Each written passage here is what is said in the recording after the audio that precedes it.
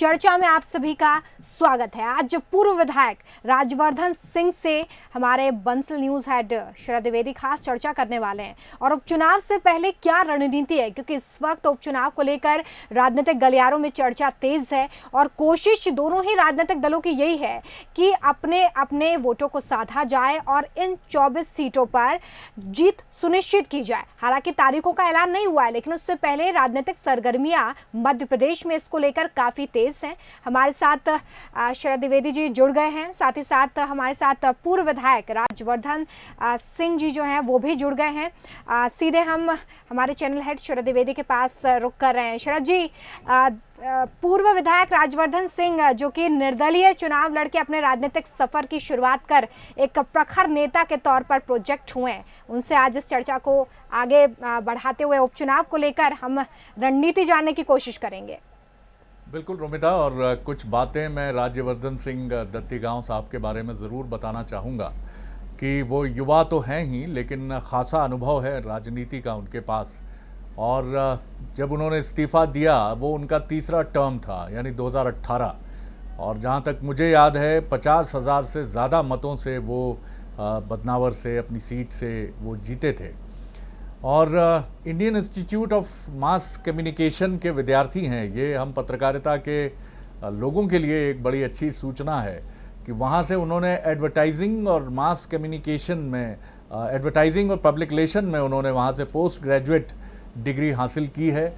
Schooling उनकी नामचीन school जो है मेयो अजमेर का, वहाँ से स्कूलिंग हुई है उनकी। और उसके बाद सेंट स्टीफेंस दिल्ली से उन्होंने ग्रेजुएशन किया और फिर देश की, दुनिया की नामचीन एक एविएशन कंपनी में उन्होंने नौकरी की।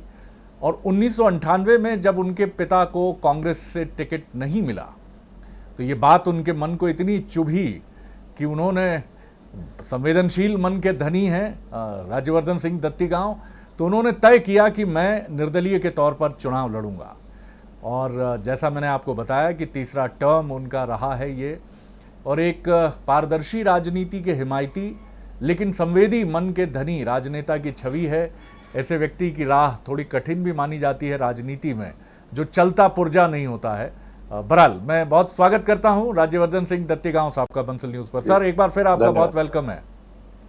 बहुत बहुत धन्यवाद जी। कोई गलत सूचना दी तो नहीं सर? मेरे सारी सूचनाएं जो थी ठीक ठाक थी सर? कोई आप कुछ करना चाहे उसमें संशोधन? आपको सभी जानकारी रहती है। मेरा मार्जिन अबाउट 42,000 का था, 42,000 के करीब का था। 84,499 मत मुझे अर्जित हुए थे, आपको मिले थे। जी, तकरीबन 80% मतदान था। जो मुझे वोट मिला वो कुल मतदान का 50% से अधिक था। बहुत ही ज़बरदस्त थम्पिंग मेजॉरिटी एक आपके पक्ष में थी वहाँ से। सर, सबसे पहला जो मेरा सवाल था कि एक बड़ी कंपनी में, दुनिया की जानी मानी एविएशन कंपनी में नौकरी और उसके बाद राजनीति की राहों की तरफ आना, और पिताजी की उपेक्षा की मन में चुभन, और चुभन 2018 में भी हुई जब आपके आलोचक भी ये मानते थे और आपके प्रशंसक भी मानते थे कि हर दृष्टि से राज्यवर्धन सिंह दत्तीगांव साहब कैबिनेट में स्थान पाने के लिए बिल्कुल सही उम्मीदवार हैं। बात ये भी नहीं थी, मुझे लगता है शायद आपके मन में ये भी चुभन थी कि मुझे सही जवाब क्यों नहीं मिलता है। राजनीति में संवेदनशील मन, एक वल्नरेबल एटीट्यूड के साथ राजनीति करना is not a easy task sir, एक आसान काम नहीं है। कितना कठिन है, चलता पुर्जा होना चाहिए राजनीति में। जी जी जी। पॉलिटिकली मेरे ख्याल से हमेशा करेक्ट होना मैंने कभी आवश्यक नहीं समझा। मैंने ये ज़्यादा आवश्यक समझा कि मनस्थिति और हृदय में जो आपका भाव है वो क्या है, और उसकी अभिव्यक्ति ही करना मैंने ठीक समझा। बहुत सी बार उसका मुझे नुकसान भी हुआ और लोगों को भी ऐसा लगा कि इनको ऐसा नहीं करना चाहिए, नहीं कहना चाहिए, क्योंकि कभी कभी मैं अगर कह दूं शरद जी आज तो आप इतने अच्छे नहीं लग रहे हैं, और मेरा साथी विरोधी कह दे अरे Sharad ji what a handsome dashing personality, तो आपके राजवर्धन सिंह तो सही आदमी नहीं लग रहा है मुझे, वो ठीक है। तो ये ऐसी कई बातें रहती हैं, लेकिन मैंने प्रयास सदा किया है। जैसा आपने बताया, मेरा पहला इलेक्शन था 1998 उसके बाद एक बार मेरे आपसे बात भी हुई थी। 98 में मैं सिर्फ अपने फादर का प्रचार करने आया था, पिताजी का। और उस वक्त मेरे ख्याल से तब भी वो इस बात के हिमायती नहीं थे कि मैं किसी प्रकार से राजनीति में आऊं या चुनाव लड़ूं। हमारी मदर जो हैं वो ज्यादा इस बात से नाराज हुई और उनका ये कहना था कि ये गलत हुआ है और ये हमारा हक हमसे लिया गया है। और उनका मुझे कहना हुआ कि तुम जिस कार्य के लिए आए थे उसके बारे में आगे क्या करना है। तो मैंने कहा मैं कोई पॉलिटिकल ना व्यक्ति हूँ, ना पॉलिटिक्स में मेरा ऐसा कुछ इंटरेस्ट था। कि मेरा बहुत सक्सेसफुल कॉर्पोरेट करियर था और मैं अपनी 9 से 5 की नौकरी में बड़ा संतुष्ट भी था, खुश भी था। जी। जो तनख्वाह मिलती थी उसमें हमारा गुजर बसर हो जाता था, जिंदगी अच्छी थी, ठीक थी, अच्छे लोग मिलते थे और सामान्य जीवन था जैसा बहुत से लोगों का इस दुनिया में होता है। और मैं उसमें खुश था, मुझे उससे कोई ज्यादा जी। ख्वाहिश भी नहीं। तो जब ये मैटर आया और ये मुद्दा आया तो मैं बचपन में बहुत रहा अपने नाना के साथ, जयपुर रहा मैं, वहाँ मेरी एजुकेशन स्टार्ट हुई। और मेरे नाना राजपूत महासभा के वहाँ अध्यक्ष रहे, भीम सिंह जी मंडावा। वो सांसद भी रहे, पहले कांग्रेस में रहे, बाद में जनता पार्टी के जब 2 सांसद थे उनमें से एक झुंझुनू से निर्वाचित हुए। वो हमेशा हमें ये कहते थे कि एक तो अनुशासन आवश्यक है, दूसरा लिविंग बाय एग्जाम्पल बहुत इंपॉर्टेंट है। जैसे अभी आपने तो मुझसे सवाल नहीं पूछा लेकिन मैं फिर भी बता देता हूँ कि अभी आपके बंसल में आपका फोन है, उसके मैं देख रहा था, एक आ रहा था कि राजवर्धन सिंह लापता, उनके पोस्टर लग गए, तमाम इस टाइप की न्यूज आ रही थी। तो उसको देख के मुझे हंसी भी आई और उस व्यक्ति की मानसिकता पे थोड़ा सा मुझे दुख भी हुआ। ये सबको पता है कि मेरी लड़ाई क्या थी। मेरी लड़ाई ये थी, बदनौर के हक की लड़ाई थी, कांग्रेस पीछे मेरे साथ था। मैंने इस्तीफा तब दिया दिसंबर में, सबको पता था। और ये भी पता था कि अब जो सत्ता परिवर्तन हुआ है उसमें क्या क्या हुआ। और हमारी बात यही थी, मैं तभी जाऊंगा जब क्षेत्र में वो चीज पूरा अधिकार में लेके जाऊं। वो था मंत्रिमंडल की बात, बदनावर को मिलना था। 75 साल में आज तक वहां से कोई नहीं बना। और इस दरमियान उस पूरे टाइम फ्रेम में मैं निरंतर मेरे क्षेत्र से कांटेक्ट में रहा, चाहे अधिकारी हो चाहे कर्मचारी हो। मेरे दोनों मोबाइल्स अवेलेबल हैं, मैं सबसे बात करता रहा हूं। और मैं आपको बताना चाहूंगा कि जी। व्यक्ति मुंह से कुछ भी बोले, कुछ भी कोई भी बोल सकता है। कोई ड्रामेटिस्ट होता है, कोई एक्टर होता है, कोई आर्टिस्ट होता है, कोई झूठा होता है, कोई सच्चा होता है, लेकिन व्यक्ति का कर्म और काम बोलना चाहिए। थर्ड पार्टी एंडोर्समेंट आवश्यक है। जी। मैं अपने मुंह में या मिट्ठू बनूं उसका कोई मोल नहीं है, पर कैटलिस्ट टू चेंज बनूं उसका डेफिनेटली है। और शरद द्विवेदी जी मेरे बारे में क्या सोचते हैं, अन्य कोई व्यक्ति थर्ड पर्सन मेरे बारे में क्या सोचता है, मेरा क्षेत्र का मतदाता मेरे बारे में क्या सोचता है। लेकिन खुशी खुशी मुझे इस बात की कि बंसल न्यूज सिर्फ एक ये न्यूज लगा पाई कि किसी ने पोस्टर लगा दिया, जो मैं उन्होंने नाम भी नहीं दिया। मैं बड़ा सम्मान करता हूँ, व्यक्ति अपना नाम लिखता है कि फलाना फलाना व्यक्ति नाम देगा, तो मैं कहता शरद जी आप ही मुझे ले चलिए उस व्यक्ति के पास, जो पैसा मिले उसको पीएम रिलीफ फंड में दान दे दीजिए, किसी का भला हो जाए। लेकिन मैं उस बात के लिए इंपॉर्टेंट क्या है, इतिहास उठा के देखिए, महाराणा की क्या लड़ाई थी, बख्तियार सिंह जी की क्या लड़ाई थी। एक बात की बात होती है, क्षेत्र की बात, भाव क्या है, क्या वादा था, क्या वचन था, क्या शब्द आपने कहे। तो बात के लिए हमने परिवर्तन किया, हम छोड़ के इधर आए। और वो जो वादा है वो है, और जिसका है वो पूरा करेगा, मैं भी करूंगा। मुझे पार्टी ने कहा, वो कमला जी ने वादा पूरा नहीं किया तो वादा नहीं किया तो ठीक है, कांग्रेस से वादा पूरा नहीं किया तो ठीक है। वो वादा मुझे नहीं, Rajvardhan Singh as a individual, as a व्यक्ति को नहीं था, मेरे क्षेत्र को था, मेरे क्षेत्र की जनता को था, मेरे मतदाताओं का था। इस चुनाव में हम गए तो इसी बात को लेके गए थे कि आप विधायक को मत नहीं दे रहे हैं, आप आने वाली सरकार में प्रतिनिधि को मत दें। तो मुझे इस बात की खुशी है कि वो पोस्टर के अलावा कोई न्यूज नहीं मिल पाई नेगेटिव, कि हमारे गेहूं उपार्जन के लिए तमाम हमने एफसीआई से कांटेक्ट किया, हमने एक्स्ट्रा ट्रांसपोर्टर लगाया। बारदान पश्चिम बंगाल से आते हैं, आप जानते नहीं आ पा रहे थे, हमने गुजरात से मंगाए। मुझे कहते हुए गर्व है कि आज एक और दिन बचा, 31 तक लास्ट डे है। तकरीबन बदनावर में 7% उपार्जन गेहूं का किसानों का हो जाएगा, इसको मैं उपलब्धि मानता हूं। ग्रीष्म ऋतु है, पानी के मैटर्स में हमने काम किया है, निरंतर अधिकारियों से मैं टच में हूं।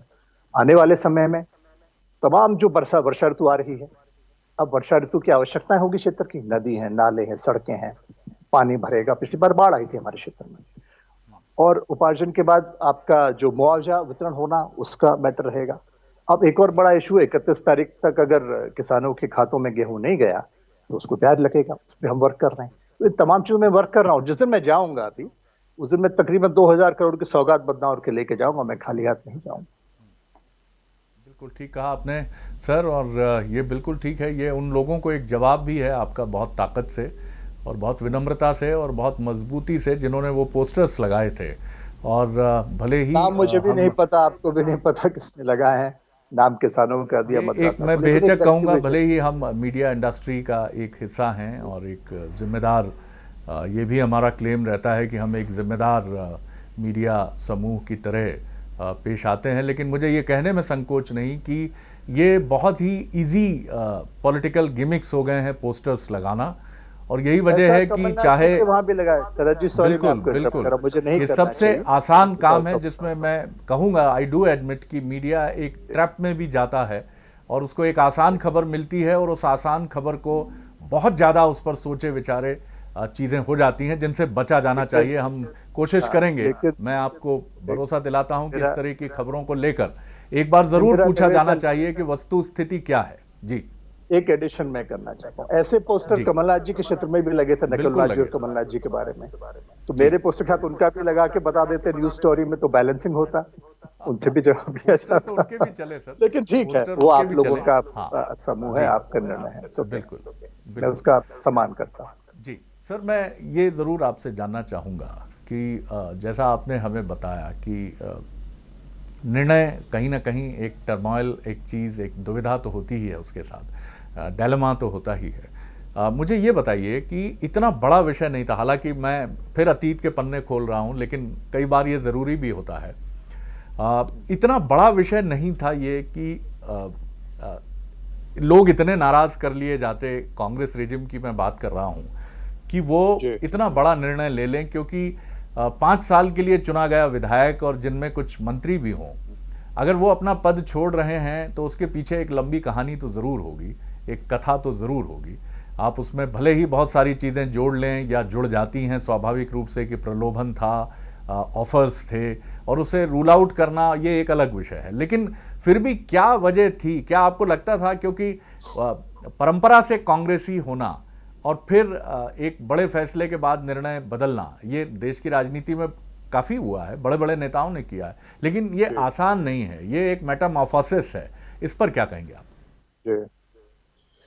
मैं एक तो ये कि इस पूरे घटनाक्रम का स्क्रिप्ट राइटर मैं नहीं था, जैसे कि आप कह रहे हैं, लेकिन मैं जरूर, मेरे बारे जी में मैं जरूर कह सकता हूँ कि मेरे मेरे पिताजी जब मात्र 9 साल के थे, मेरे दादाजी शांत हो गए थे, और उस वक्त एक शख्सियत थी जिन्होंने हमारे सर पे हाथ रखा, राजमाता सिंधिया थी। वो मेरे पिताजी को उस 9 साल की उम्र में जी घर से ले गई थी और अपने पुत्रवत रखा, उनको पाला, बड़ा पोसा, तो आजीवन उन्होंने उसका एहसान माना और वो कृतज्ञ रहे इस बात पर। हमसे कहते रहे कि वो इंसान इंसान नहीं जो ये भूल जाए कि बुरे वक्त में उसे कौन काम आया है और किसने उसको संरक्षण शरण दी है और सहृदयता से अपनाया।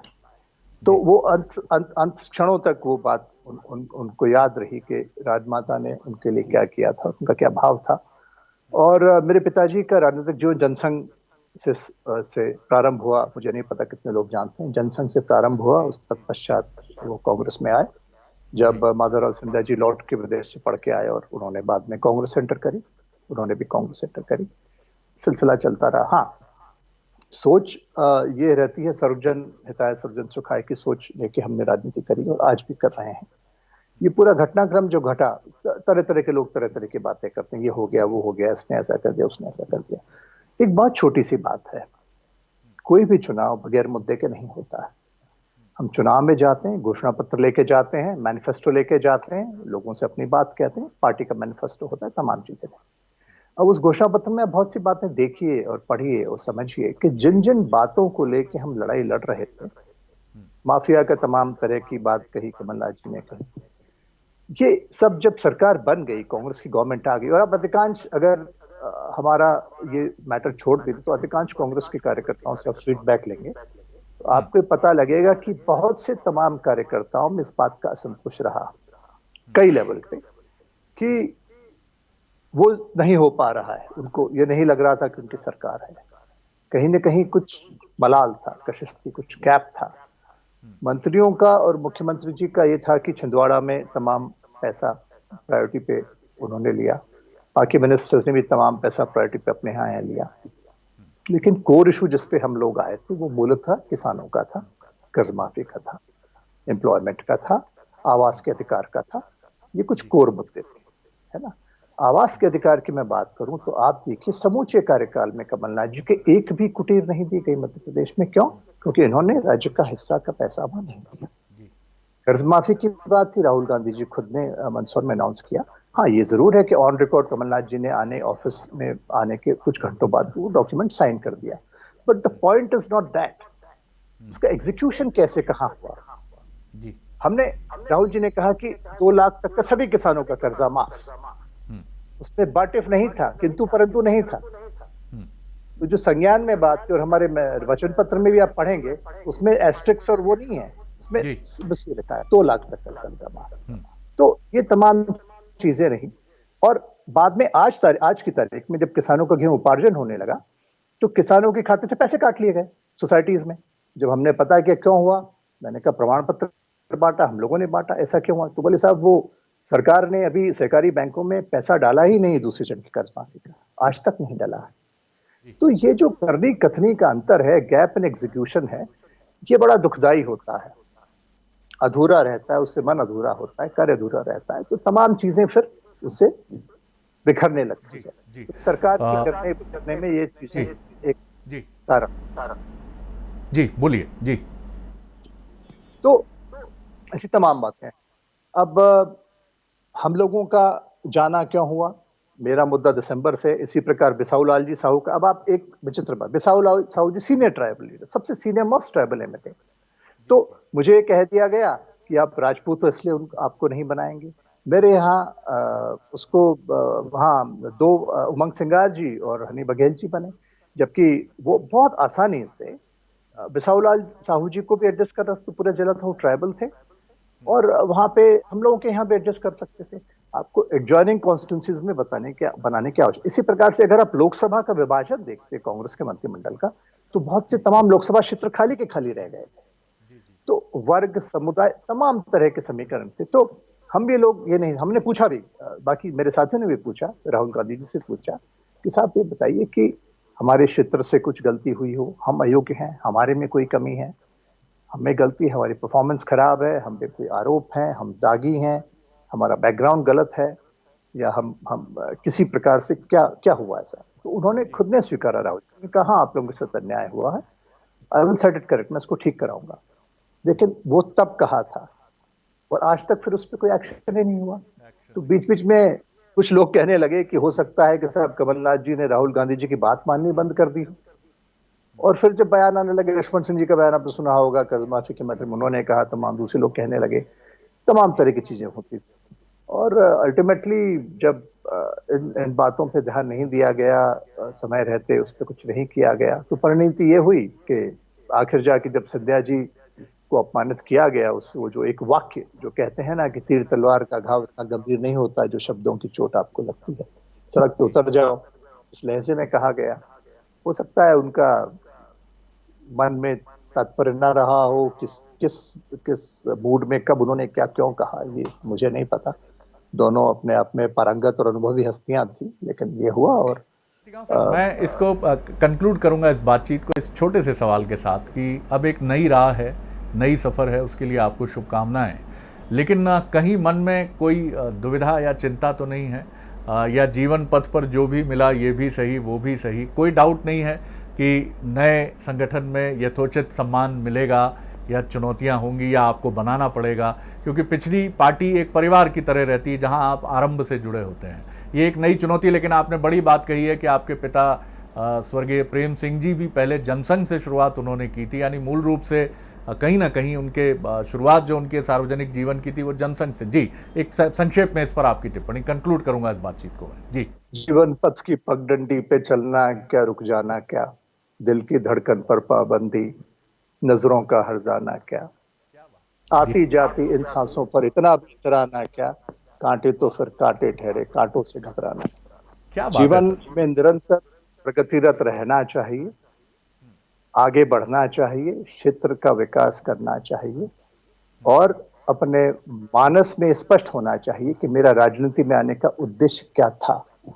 हाँ, मुझे इस बात का दुख रहेगा कि मेरे बहुत से जो पुराने साथी हैं वो चाहकर भी ये साहस न जुटा पाए कि जब जो उन्हें कहना था वो कह पाते।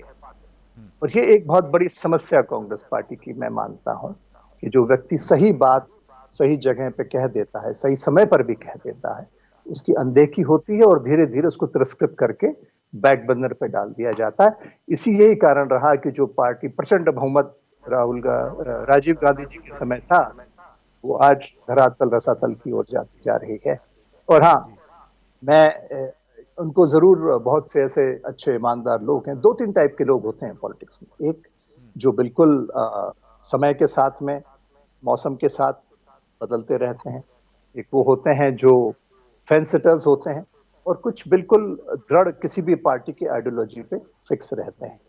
तो सभी प्रकार के लोगों से मेरा कहीं ना कहीं संपर्क रहा है, और मैं अपने संबंधताओं पर निभाऊंगा, बिल्कुल उनको रखूंगा और सहेजूंगा भी, और प्रयास करूंगा कि मेरे किसी कृत्य या कार्य से किसी के हृदय पे ठेस न पहुंचे और किसी का मन दुखी न हो, और सबको साथ लेकर चलने का मेरा प्रयास करूंगा।